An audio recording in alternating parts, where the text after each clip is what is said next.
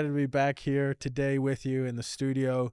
We're going to be talking about the relationship after the beginning. We've kind of went through the account opening process, what that kind of looks like with WHVP. But now we're going to talk about we've had the investment meeting, which Urs and I talked about in a recent video. But what does the relationship look like moving forward?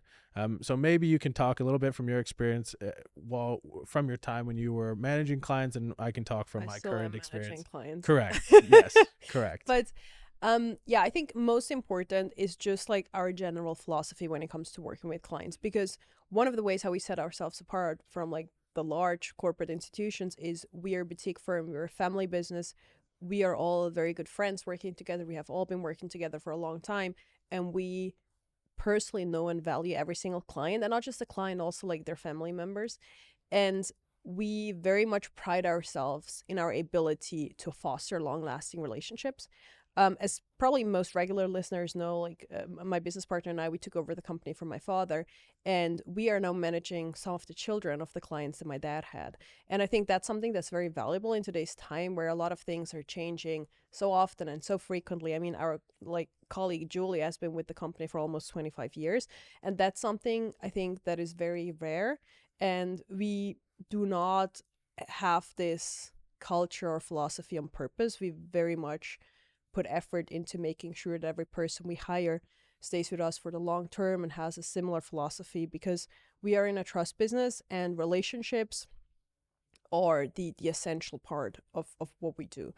So I think that's very important. Every client that works with us, they have a dedicated relationship manager, and this person is taking care as like of whatever they may need, be it administrative, be it needing money, or like handing over the account to the next generation, or whatever else they may need. Also the portfolio discussion, this is all being done by one person. Of course, like we also have some assistants and people helping, supporting with the administrative side of things, but the relationship manager is always available to the client to discuss whatever they may need in relation to the account. Yeah, I think that's really good in terms of kind of the philosophy behind it. On the practical side, kind of what that relationship looks like is quarterly calls, depending to the client's need, right? So the relationship manager is there to build the relationship. As you mentioned, it's a trust relationship. With the clients that we're fortunate enough to be now in the second generation, that's great. We've been building that relationship, but then you have to build the second relationship. How early on were the kids involved? Were they not involved?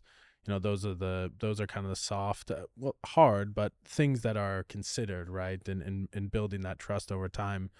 And part of that is communication, right? You know, one of the things that I was so impressed with the company and the philosophy and how we communicate is you answer a client within 24 hours. We have a time difference, so that sounds like a lot of time, like I have to wait a day to get an answer. Well, yes, maybe, because the email that we got from you came in at 12 in the middle of the night, our time, right? So there is that leeway that we can make sure that we're answering clients promptly and efficiently, and just that like kind of idea in behind as a company for me showed a lot about how we wanted to treat our clients, right? It wasn't like, hey, we're going to treat X clients like this and X clients like that. It's like across the board, we want to treat our clients with a level of respect and a service level that's personalized to them, right? And that's that communication with the client. How often do you want these?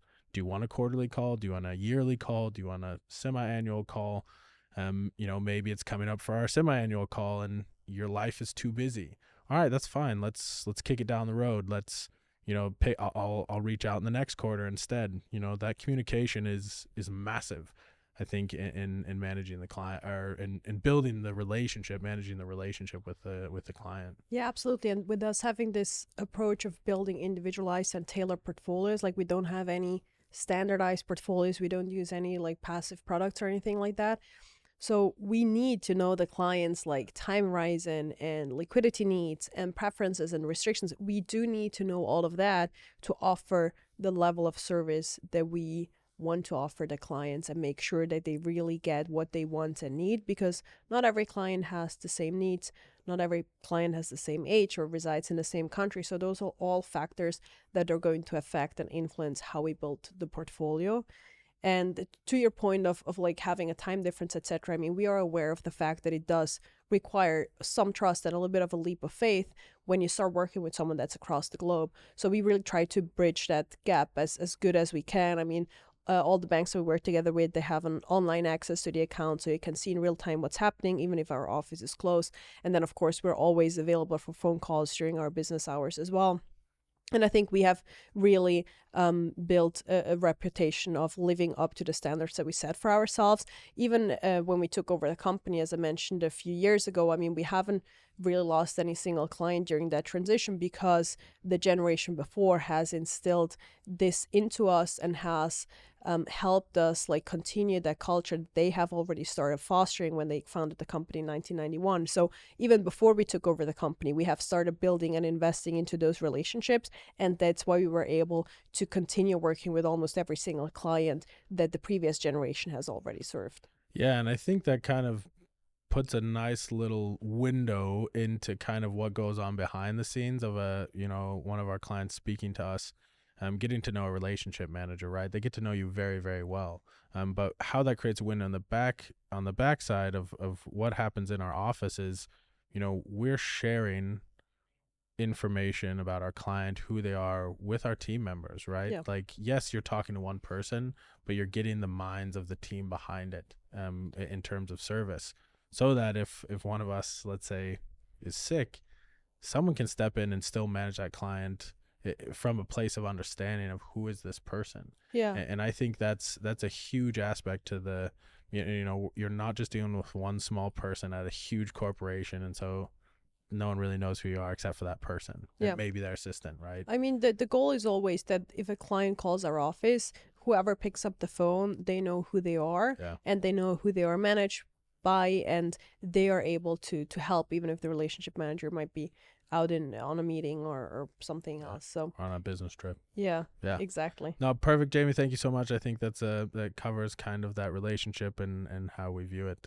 Thanks, Jess.